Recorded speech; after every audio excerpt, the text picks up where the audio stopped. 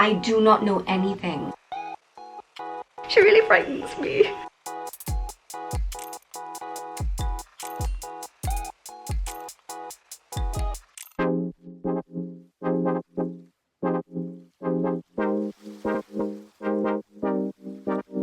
Hey friends, happy Thursday and welcome back to the vlog. For those of you who wow, I need more coffee. For those of you who are new, my name's Amy Rebecca and I'm just an average girl trying to figure out life, work out how to become like the best version of myself, start living my dreams, start really making the most of it, you know? So if you too are trying to figure out how to live your dream life, go ahead and subscribe and we'll do it together. So, sorry, I'm a little bit hysterical because I'm competing in a beauty pageant in 3-ish weeks. A national beauty pageant, like a whole ass real giant crowns, rhinestones, Miss Congeniality type moment. And I have zero experience of beauty pageants. I don't even know what it entails.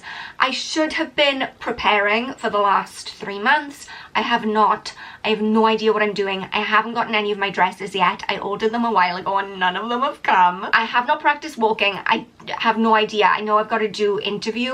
What does that mean? What does that mean? And if your question is, Amy, why? Why have you done this to yourself?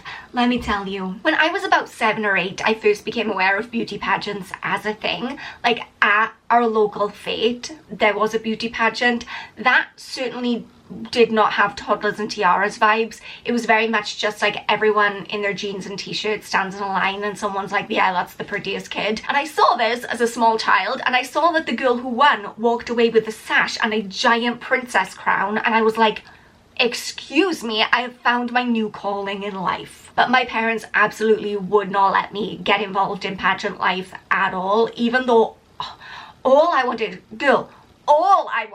was to put on one of those big ass dresses and strut my stuff on the stage because I truly was a stage kid. And really, I feel like I could have gone all the way in creepy, you know, kids beauty pageant world because I had no fear and nothing but like a desire to shake my butt on stage. Anyway, here we are many years later as a 32-year-old grown woman, and I'm scrolling through Instagram a few months ago and I see an advert for a national pageant that has no upper age limit because the thing about beauty pageants is 32 is old. You're out to pasture at like 24, I think, for beauty pageants. Like 32 is like elderly in pageant years. And I was like, do you know what?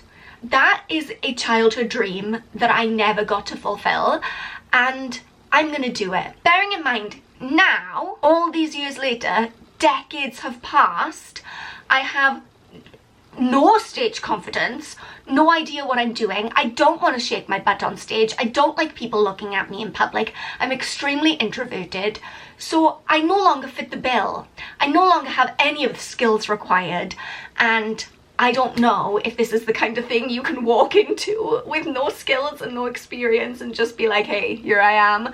But I would hate to get to the end of my life and look back and think, oh, I wish I would have done that just for the experience. But I just want to have fun and I just want to have my like moment. Who's that wonderful girl? That's the moment I want. So with all that said, I have booked in to have a virtual coaching session with a pageant coach in half an hour. Again, no idea what to expect, but I'm hoping that she can shed some light on what the heck I'm doing. Maybe? I don't know. You know when people say you don't know what you don't know? Well, it turns out I do not know anything. I didn't realize how much is involved in this at all, and I don't know. I'm panicking. So I was very honest. She asked, how much experience do you have? I said, less than none. She said, how much preparation have you done? I said, less than none. She said, is your appearances book ready? I said, I don't know what that is. You have to have a platform, a campaign. You have to advocate for something.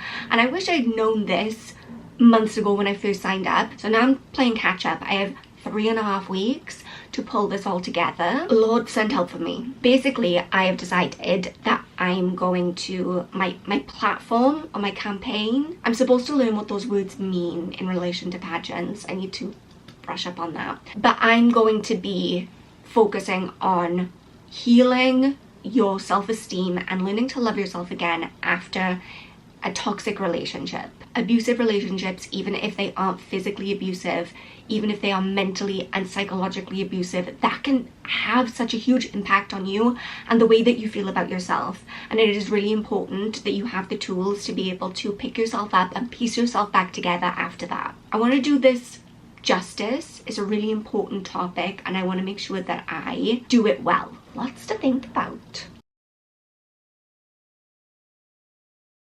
The sun is out. I'm not gonna lie, 20 minutes ago there was a storm happening outside, so I'm not very confident that this is gonna last, but it is a very welcome sight, especially because I'm about to head on down to the coast for the weekend. I mean, I live on the coast, that is, the sea is there. I'm heading down to a different coast. Anyway, I'm taking a trip for the weekend and I'm really excited about it. So during lockdown, I got a temporary job working at a college for young adults with special learning needs. My mom works there, my auntie works there, and we are going with some of the other girls who worked there.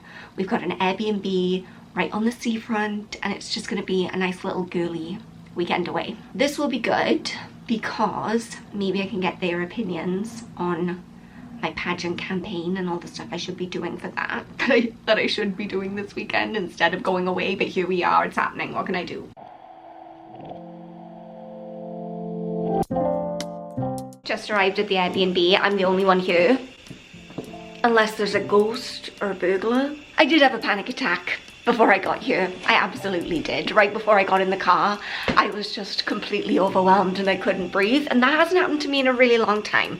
So, great start to the weekend. Let me show you the view. Oh, there's someone walking right past the window. Don't want to put my camera in her face. Look at that view.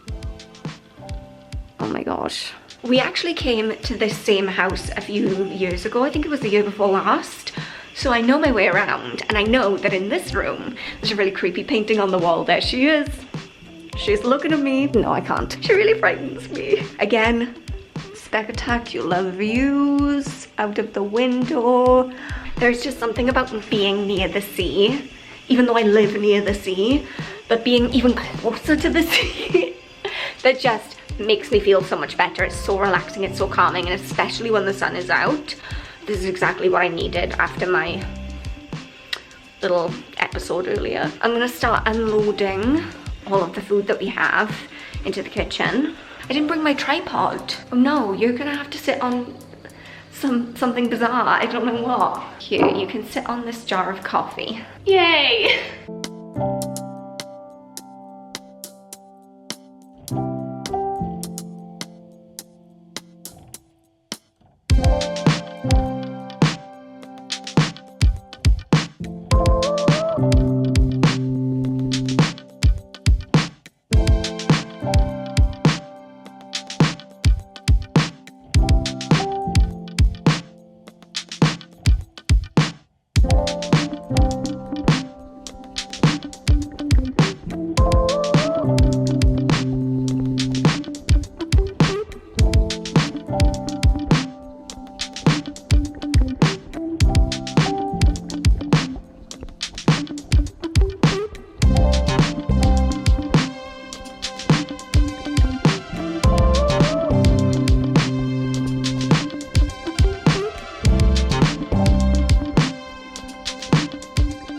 We do not have good lighting and we do not have good angles, but somehow we're going to try and make it work anyway. A chair would be good. Hang on. So today has been very chilled. We had a little bit of a wander around town and then we came back.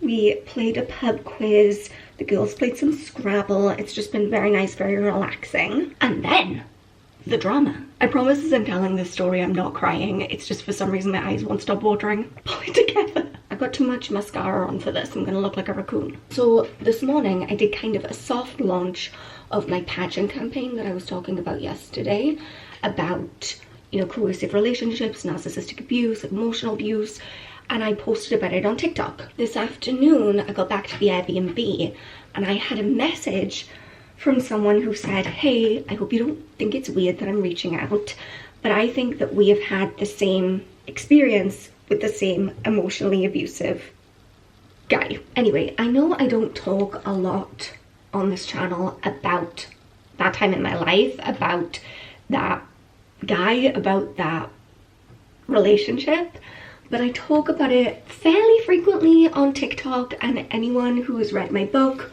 will be all too familiar with this guy. It's kind of one of the main players in that book. She had been in a relationship with the exact same guy, and she had had the exact same experience. And this is one of the things about emotional abuse that I really want to drive home in this campaign, is that it's so sneaky. The tactics that someone will use to manipulate and intimidate you are not as easy to spot if someone is physically abusing you. They'll have you second guessing. They will have you thinking, maybe I just imagined it, maybe I'm being melodramatic, maybe I misremembered it. And even all these years on, I do still have moments where I kind of catch myself thinking, am I remembering it right? Was it really that bad? Was I that afraid? Was I that broken by it all? And by having her reach out today, it really confirmed to me, yes. That's exactly what I want people to get from this campaign, is that sense of validation and knowing that no, this happened to you and you're not alone. Anyway, I invited her out for coffee. She seems nice. I want her to be my friend. We are about to head out for dinner in 5 minutes. My root's looking greasy to you. It's difficult to tell because it's so freaking dark. It's so freaking dark in this corner with the mirror that my camera can't even focus. Who puts a mirror in a corner like this? This is where we want the mirror, in front of the giant window. We want that natural light. I might walk outside and my makeup might be absolutely atrocious because I literally just did it in the dark. We're rolling with it.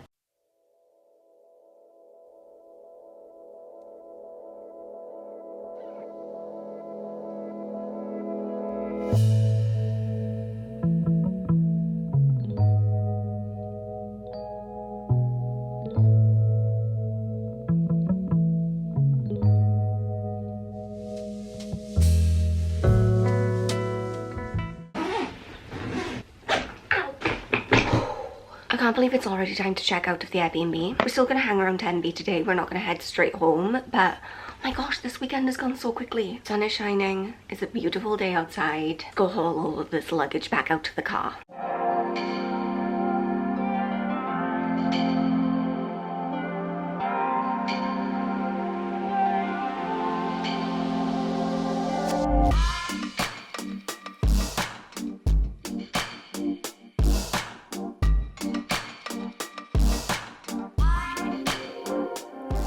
If the question is what is that noise, the answer is who knows, but it's been going for a while. So there's a life rule that I try and stick to as much as possible, which is don't let today's mess spill into tomorrow. So at the end of each day before I get into bed, I like to tidy everything up, get organized, and make sure that I haven't left a bunch of junk around for me to wake up to the next day, because it throws me off, puts me in a bad mood when I wake up. I just feel scattered and disorganized. And yet, when I got home from Tenby yesterday, I knew in my soul that I needed to unpack my case, put everything away, tidy up, but I was too tired. And I know that sounds ridiculous because I've been on a nice relaxing weekend away. Sometimes when you start to relax, it almost makes you more exhausted. And so when I got home, I didn't want to unpack my case. I didn't want to do anything. So I left all of this mess, and now I have to deal with it today. And I still don't want to, but we're going to.